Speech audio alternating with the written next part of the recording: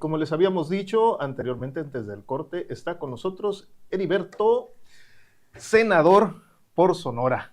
¿Cómo Qué está? gusto saludarte, Carlos, y muy contento de estar en DLB Noticias, de lunes a viernes. Así es, noticias de lunes a viernes, así Muy es. bien. Pues muy contento de estar aquí en tu programa.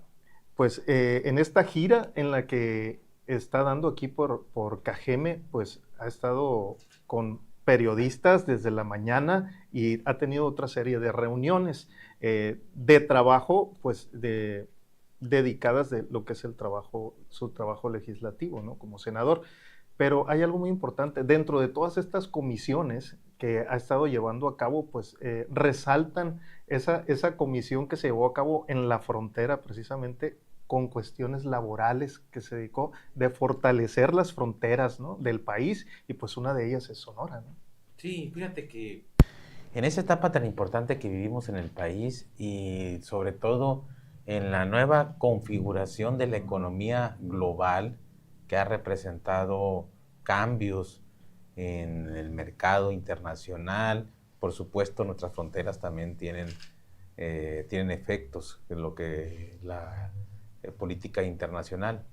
Y estuvimos con la Comisión de Frontera Norte para fortalecer el trabajo legislativo y que coadyuve a una mejor relación binacional, sobre todo en sectores tan importantes y estratégicos para Sonora como el intercambio comercial.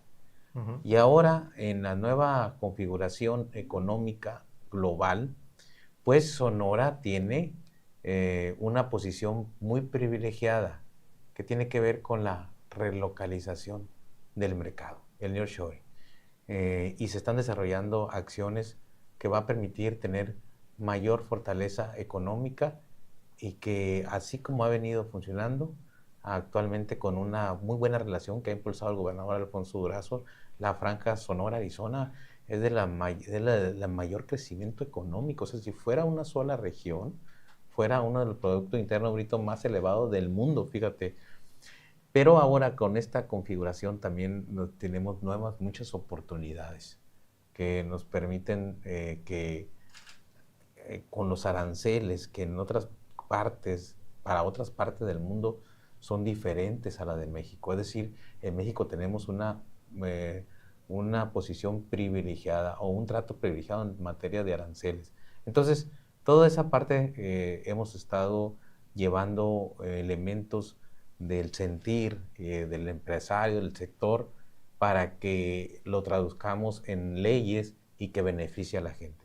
Pero también ayuda también esta relación binacional con el trato a nuestros connacionales, porque se aprovecha para fortalecer la red que tenemos institucional en Estados Unidos, la red del servicio exterior, para que auxilien a nuestros connacionales, le den asistencia jurídica, le den acompañamiento para que no se permita la violación de sus derechos. Sí, en su repatriación, que Así sea es. justa y como debe de ser, ¿no? Así es, así es. Digna, ¿no? Como Así debe de es. ser. Y hablando de este mismo tema de aquí del estado de Sonora, pues también dentro de este trabajo, pues la relación con el gobernador y el trabajo en conjunto que se está haciendo en todas estas gestiones, pues tienen que ver mucho ustedes, los senadores, ¿verdad? Fíjate que el gobernador ha impulsado en todas las materias de su gobierno acciones que reflejan un componente muy importante. Ha tenido una visión integral y estratégica que ahora podemos eh, visualizar un Sonora de oportunidades. Y con este gobierno de la transformación que encabeza el doctor Alfonso Durazo, yo siempre digo, sostengo que es un gobernador que está haciendo historia en Sonora. Ha transformado la visión de gobernar en bienestar, en prosperidad del pueblo. Porque si echamos un vistazo así de manera muy rápida, tenemos la planta fotovoltaica más grande de Latinoamérica, tenemos la ampliación y la modernización del puerto de Guaymas para que los buques de gran calado que actualmente van a Long Beach puedan atracarse en Guaymas Así y de es. ahí hacer un centro de organización multimodal, o sea, diferentes tipos de carga. la carretera Guaymas-Chihuahua, que representa pues un polo de desarrollo y un polo de desarrollo industrial y un polo de desarrollo turístico, las vías del ferrocarril. ¿Y qué ha logrado con esto? Pues concatenar todos estos elementos y constituir un Sonora de oportunidades, un desarrollo con bienestar social, pero además sin dejar de ver al Sonora profundo.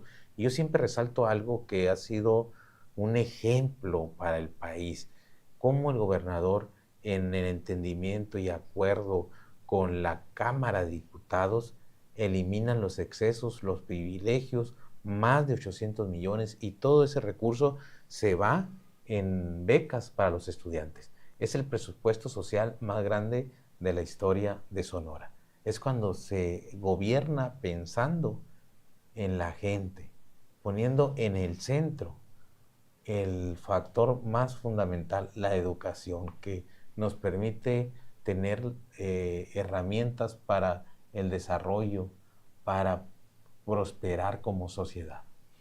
Y hablando de sociedad y prosperar y apoyar a los que menos tienen también y a los más necesitados, pues están los pueblos originarios. Y como nunca también se ha apoyado a estos pueblos que de nuestra región, como son los seris, como son los yaquis que tenemos aquí en Cajeme, ¿no? En esta Sí, zona. el plan de justicia yaqui y además los otros comunidades indígenas que están asentadas en Sonora, como los mayos, los guarijíos, los pimas, los concacac, todo han sido en un trato distinto, donde se ha dignificado, donde se ha acompañado y se han construido políticas para que tengan un verdadero beneficio y salgan adelante. Pero lo más representativo es el plan de justicia yaqui. Recuperaron el agua. ¿Cómo era posible que una comunidad del río Yaqui no tuviera agua? Así es. Entonces ya se hizo la infraestructura, los acueductos y el distrito de riego Yaqui para garantizar el abastecimiento de agua potable y la utilización para la agricultura y el desarrollo de sus vidas. Se hicieron obras de desarrollo para bienestar social, se restituyeron tierras, pero sobre todo se recuperó la dignidad de un pueblo que ya nunca más debe quedar en el olvido y en el abandono. Y por otro lado, en el Congreso de la Unión, aprobamos la Ley de Pueblos Indígenas y Afromexicanos, que representa que tengan un recurso propio con el manejo de acuerdo a sus gobiernos y a sus usos y costumbres, para que ellos los destinen en las necesidades más prioritarias de su comunidad. Eso es justicia, eso es dignidad, y ese es el camino de la transformación. Y en parte de toda esta transformación, pues vienen las transformaciones a nuestras leyes también. Ya viene próximo a hacerse la elección ya de quienes nos van a impartir justicia, ¿no? Estamos viendo tiempos excepcionales de la vida pública de este país.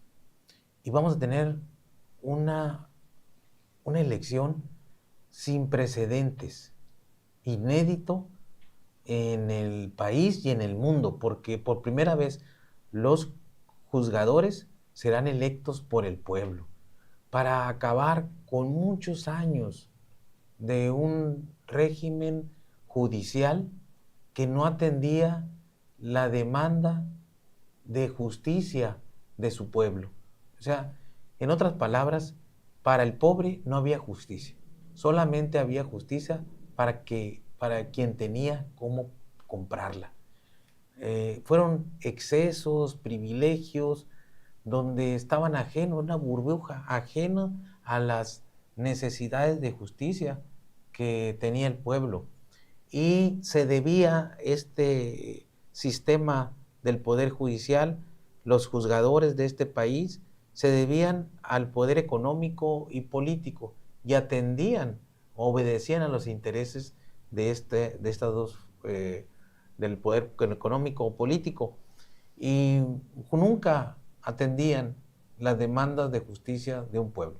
Llegamos a los excesos, a los extremos, donde los jueces escondían los expedientes para proteger intereses, como el caso de el juicio donde el gobierno demanda que paguen los impuestos empresas transnacionales que no, que afectan mucho al erario público, al dinero del pueblo, como de Ricardo Salinas Pliego, y ahí lo guardaban para dar tiempo y darle largas a un proceso que evidentemente estaban faltando, le estaban robando el recurso del pueblo.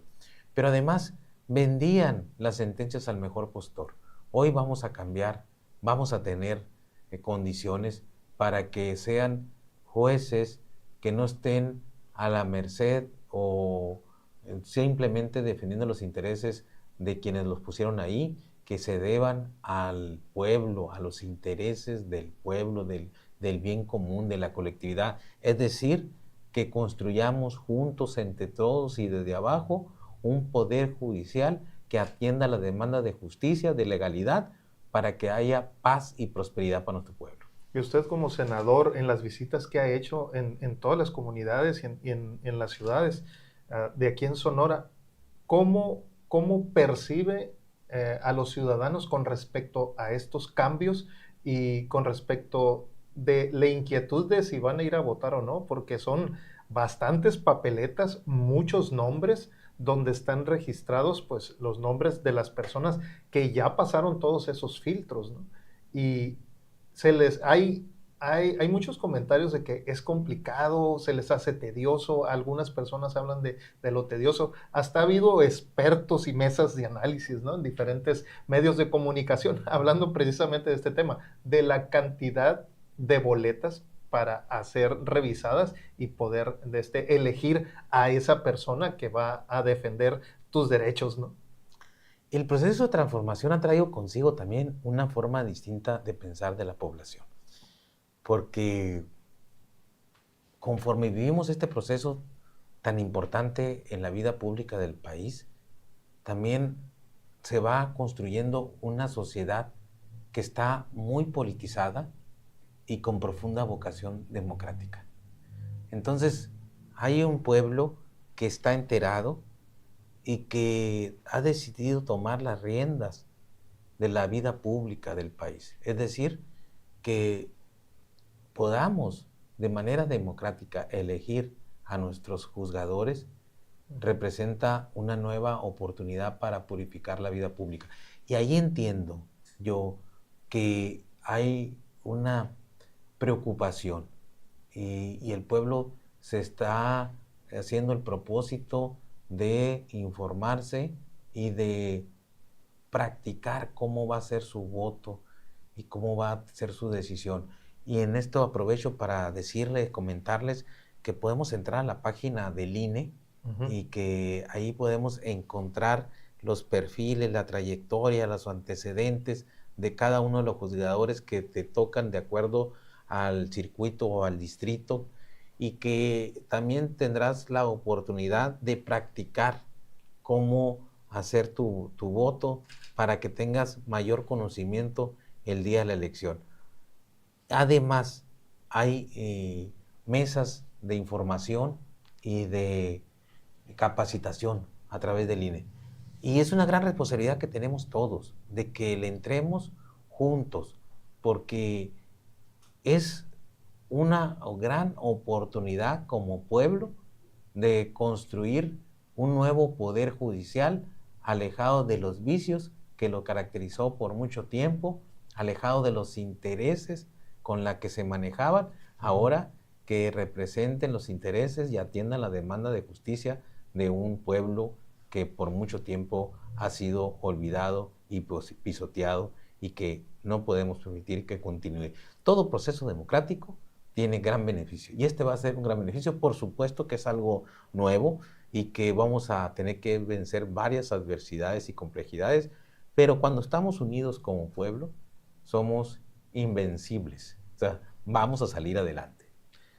Y hablando precisamente del trabajo legislativo que hacen los senadores y diputados federales, pues está también el tema, hablando precisamente de las elecciones, está el tema que se fue del 2027 al 2030. que es el de la no reelección entre esos términos.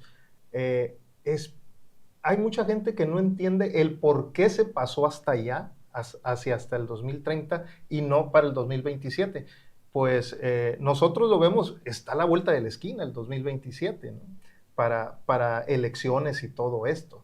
Entonces, como senadores, ¿cómo fue esa organización y ese pensamiento de pasarlo y votar y pasarlo hacia el 2030? Bueno, en principio nosotros aprobamos una reforma que no permite el nepotismo Ujú, y la no reelección. Pero además, porque hay varias fuerzas dentro de la misma ujú, coalición que hacían argumentos muy válidos, podríamos decirlo de esta manera, que hablaban de que podía haber una violación a los derechos políticos. Te lo pongo de esta manera. Tú fuiste a una elección en el 2024. Todavía no existía que que no te permitieran ir a la reelección. Entonces, podría haber pensado que voy a entrarle a ser candidato de presidente municipal de mi pueblo, pensando en 6 años, no en 3.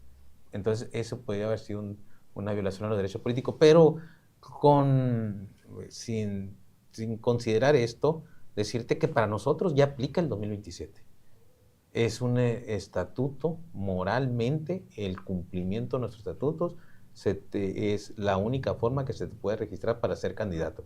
Es decir, si tú eres candidato de Morena, no puedes estar en el supuesto del nepotismo. No puedes ser hijo del presidente municipal a la que tú aspiras ujú. suceder como presidente municipal o senador o diputado federal. Eso aplica para nosotros. Para nosotros es mayor relevancia el cumplimiento moral que esté normado. Entonces, vamos a nosotros a llevarlo a cabo a partir del 27.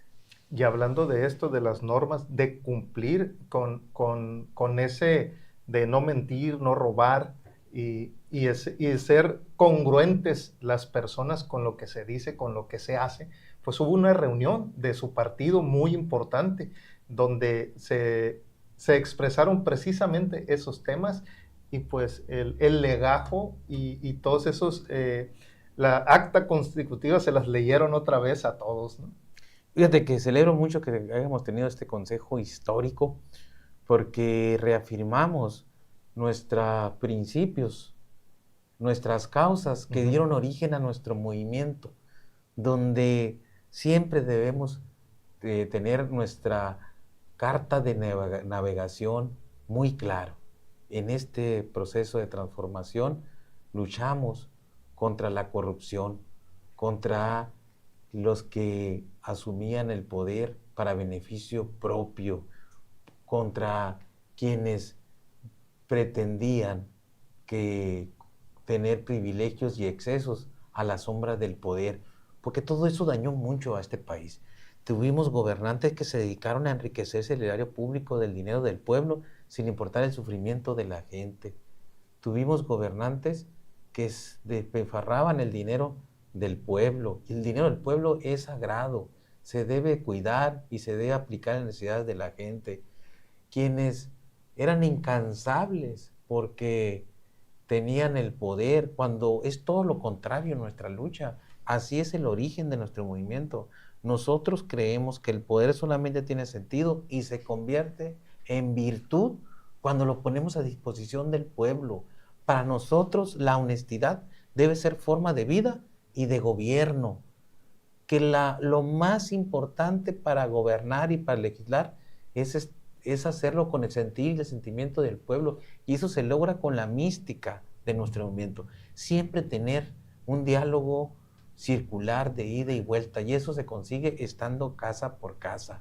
No importa que seas un senador encumbrado o un político encumbrado, tu deber es estar permanentemente en cercanía del pueblo. De esa manera vas a tener claridad en las decisiones de gobierno y de legislativas, con el sentir y el sentimiento de la gente.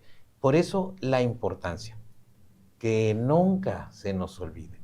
Y también plasmarlo en nuestros estatutos de manera clarita, firme, que aquí no se permite los excesos, los privilegios, no se permite toda la parafernalia del poder que caracterizó mucho antes un poder abusivo, un poder que no les importaba el sufrimiento de la gente y que se dedicaban a robarse el dinero del pueblo. Eso nunca debe pasar en nuestro movimiento. Llegaba un político, ¿no? Y la palabra o la expresión que todos sus amigos se ponían muy contentos era cuando decía su amigo político que llegó a un puesto de elección, ya somos gobierno. Sí, fíjate que, ¿por qué? Porque miraban al gobierno como una fuente de riquezas y de poder. Es decir, tenían la idea de que la manera más fácil de enriquecerse era a través del erario público, del dinero del pueblo. Mira qué contradicción. Así es. Cuando lo que nosotros debemos cuidar es cuidar muy celosamente el dinero del pueblo y tener la claridad profunda que el dinero del pueblo es para el pueblo. Se debe manejar con honestidad y aplicar con justicia de abajo hacia arriba y que nos ha dado resultados. Y que la política no es para enriquecerse, no es para tener poder. La política es la oportunidad que tenemos como seres humanos de encontrar felicidad haciendo bien al prójimo. En pocas palabras, es estar bien contigo mismo y con los demás. Esa es la forma de trascender. O sea, toda esta visión, toda esta idealización, todo este pensamiento, nosotros lo debemos de convertir en acción. O sea, debe de ser nuestro comportamiento y debemos internalizarlo para que no nos subamos a un ladrillo y se mareen, que se entienda y se oiga fuerte y claro para todas y todos, que estar en el movimiento de transformación, el ser un servidor público, ser un representante popular, es humildad y honestidad. Y un movimiento que nació de una idea donde muchos de los políticos no le auguraban mucho tiempo de vida y se convirtió en la primera fuerza política de este país. Y unas preguntas, le vamos a hacer 5 preguntas con respuestas rápidas, por supuesto. Y estas preguntas son: humanismo mexicano, ¿qué es para usted? Dignificación y transformación y justicia. ¿Discurso o hechos? Hechos. Lili Telles. Perdió la brújula. Claudia Sheinbaum. Amor al pueblo. Beltrones. Corrupción. 2027. Proceso de elección. Y continuidad de la transformación en Sonora. Un último mensaje que le quiera dar a todos los que nos están viendo a través de las redes sociales desde LB Noticias, y pues acá está la Decirles que estoy muy contento en este proceso que vivimos en la Cámara de Senadores y en el Congreso de la Unión, porque hemos cumplido con honor nuestro deber y yo puedo regresar a las calles, a las casas, a las plazas con la frente en alto y decir, le hemos cumplido. Decirle, recuerdan que le pedimos su voto para tener mayoría calificada, se logró, siguió el triunfo del pueblo y eso nos ha permitido avanzar en la profundización de los derechos del pueblo. Ahora salario mínimo en la Constitución para que siempre suba y suba, esté por encima de la inflación. Becas para los estudiantes, como decía Morelos, que se eduque al hijo del barrendero de la misma forma que se educa al hacendado más rico del pueblo. Se ha visto por los que menos pueden, por los que menos tienen, y se ha llevado a rango constitucional, como es el hecho de que ahora las personas con discapacidad, por derecho constitucional, tienen un apoyo económico de que nacen hasta los 64 años y después siguen con la pensión del adulto mayor, es decir, acompañarlos toda la vida. El joven que no está estudiando, que no está trabajando, tiene el derecho constitucional de tener una capacitación con paga por 12 meses para que tenga mayor capacitación en una empresa o emprenda un oficio. Esto le va a permitir mejorar su futuro, sus condiciones de vida. Es decir, seguimos avanzando en los cimientos del humanismo mexicano, que representa el camino de un México justo, digno y próspero y fraterno. Pues ahí está. Muchas gracias. Gracias, Carlos. Heriberto Aguilar Castillo, de senador por el estado de Sonora, que sí anda a pie, sí anda en las colonias, A ras de suelo. sí visita los pueblos de Sonora y sí los conoce a todos. Así es. Como debe de ser. Le agradecemos nuevamente esta entrevista y aquí estamos. Somos una puerta de enlace para el ciudadano y aquí pues es bienvenido. Muchas gracias por tu entrevista y siempre tener estos espacios para nosotros representa la oportunidad de informar, pero también de agradecer al pueblo. Estoy muy agradecido con Cajeme porque fue una votación excepcional, todo Morena, y eso me ha permitido tener el honor de representarlos en el Senado de la República, de lo cual no tengo derecho a fallarles. Un abrazo.